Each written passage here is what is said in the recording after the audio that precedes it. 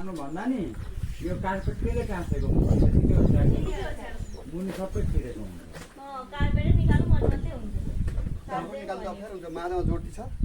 सबै तपाईँको छिरेको हुन्छ सबै मुनि छिरेको छ कि सफा गर्दा त्यसरी स्केलिस गर्दा बरु एकैचोटि सफा गरेर राख्दा मात्रै हुन्छ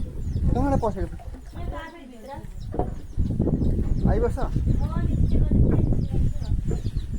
घरको बिजोग मोटर चलेको हुँदा पनि त मोटरले हानेर निकाल्नु मोटर भएको भए यतिखेर यो कोठा सकिहाल्यो मोटरै लाइनै छैन फेरि जाम भएर गाह्रो हुन्छ अहिले यो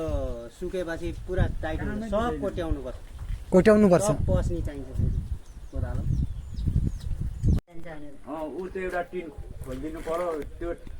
टिन र यहाँको बेला खोलिदियो भने पानी उता जाने रहेछ भनेर खोल्न खोजेको यत्रो गाह्रो छ नि यो त्यहाँ सिटिमिटी त्यो खाँबो चाहिँ मकै चाहिँ फेदमा र भाँचेको त नभए त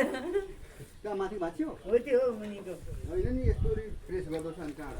पानी चाहिँ यस्तो आएको थियो कि भाइ आउँदाखेरि पानी एकदम भएको थिएन यहाँ थिएन यताबाट यसो आएको उताबाट यहाँ माथि पनि चढिरहेको थियो